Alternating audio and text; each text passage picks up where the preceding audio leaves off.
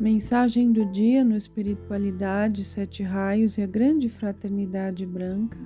A mensagem de hoje foi extraída do livro A Vontade Divina é Luz da Ponte para a Liberdade. Alçar-se é a atividade que exige uma vontade permanente e um coração forte. Hoje, os peregrinos atravessam um dos mais perigosos abismos, a ponte que os leva da razão ao conhecimento. Essa é a ponte estabelecida entre o homem e a divindade.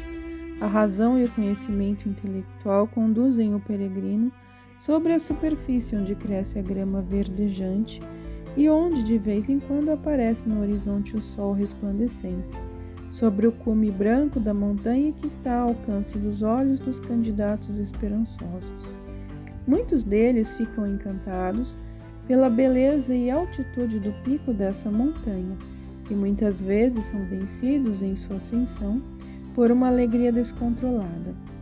Somente o invisível olho de Deus, sempre presente, conhece o perigoso caminho entre o pensamento fugaz da felicidade e o propósito essencial para galgar aquela montanha. No começo, quando o homem surgiu do corpo de Deus, ele criou uma ponte com a substância e energia do raio de luz de sua própria atenção. E ao sair do paraíso desceu à terra através dessa ponte de luz. Após o descimento, as pessoas, em maioria, esqueceram sua origem divina e, como essa ponte foi construída com os raios de sua própria luz energética, eles teriam sucumbido se não houvessem seres abnegados e destemidos que aqui se apresentaram e permaneceram como espíritos protetores. Estes mantiveram durante todo o tempo, enquanto a humanidade lidava com a matéria, sua atenção constantemente dirigida ao alto, de modo que pudesse permanecer sem interrupção ao menos um fino ou estreito raio dessa ponte de luz. Vós aqui surgistes através de uma larga avenida que foi estruturada pela energia de milhões de emanações de vida. Mas todos deverão retornar por aquela trilha já tão estreita que mal dá para assentar o pé de um único homem que possa, com firmeza, percorrer essa vereda. E isso porque existem poucos zeladores de pontes. O mestre ascensionado Serapis Bey, por meio da atividade do quarto raio, é nas esferas internas o zelador do pórtico que nos leva à ascensão. Da razão e do conhecimento intelectual deve surgir a experiência e a vivência da lei. Entre os discípulos existem aqueles que deixaram de lado a dúvida, a hesitação, corajosamente transitaram pela ponte e, confiantes, colocaram suas mãos nas mãos do Mestre Invisível e, com fé e ânimo, seguiram avante.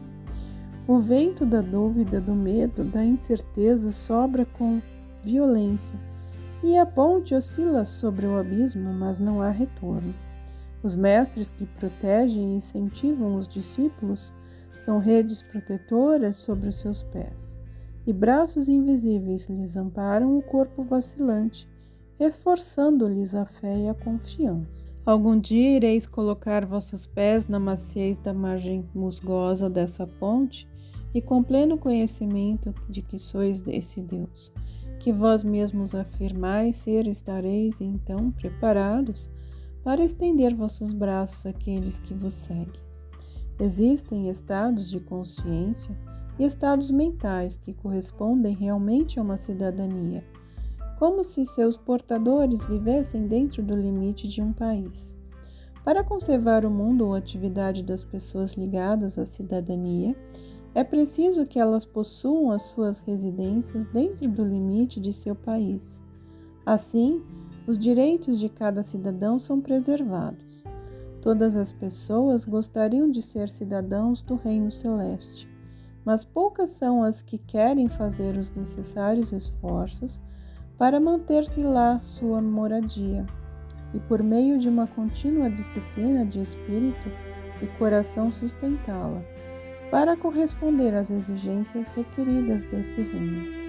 Quando o homem saiu do jardim do Éden para tornar-se um cidadão deste mundo, isto aconteceu por sua livre vontade, e seu progresso necessariamente também deve ser espontâneo.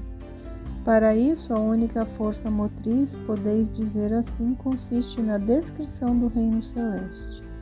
Os mensageiros e representantes celestiais procuram despertar a recordação latente dos expatriados e no íntimo de cada um incentivar o desejo de regresso, para novamente fazerem parte desse reino. Esses representantes não oferecem cartas de recomendações, nem suas mercadorias, se assim podemos nos expressar.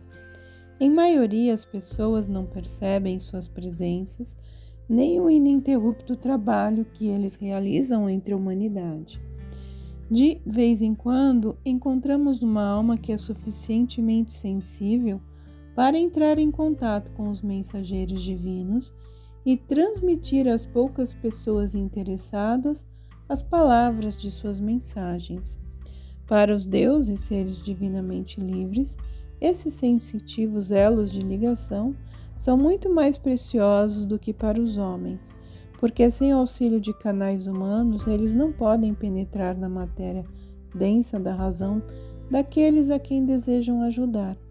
O dia chegará quando os homens compreenderão, ou melhor, aqueles que servem aos mestres compreenderão, que a consciência é a ponte ou meio natural, e sem uma ponte o reino interno permaneceria oculto ou secreto. Como o tempo já vai bem adiantado, a consciência humana é elevada por meio de serviços especializados. A massa da humanidade encontrará essa ponte dentro de si e tranquilamente transitará para o outro lado. Até lá, os homens deverão proteger, conduzir e amparar aqueles que oferecem e demonstram as maravilhas da eternidade.